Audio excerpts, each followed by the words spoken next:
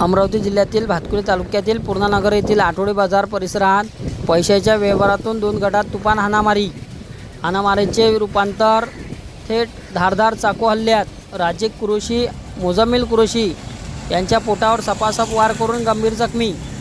अमरावतीच्या एका खासगी रुग्णालयात उपचार सुरू। फिर्यादी फिरोज खान यांनी थेट आसेगाव पोलीस स्टेशन येथे धाव घेत तक्रार नोंदवली।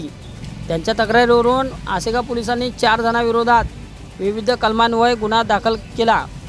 अमोल श्रीकृष्ण अमजरे, गौरव सुरेश अमजरे वय 25 वर्ष राहणार पूर्णानगर असे अटक करण्यात आलेल्या आरोपीचे नाव आहे। 2 आरोपी घटनास्थळावरून फरार आरोपीचा पोलिसांकडून शोध सुरू। अमरावती जिल्हा ग्रामीण पोलीसतर्फे सर्व नागरिकांना आव्हान, अफवांवर कोणी विश्वास ठेवू नये, शांतता राखण्याचे पोलिसांनी आवाहन केले आणि पोलिसांना सहकार्य करावे।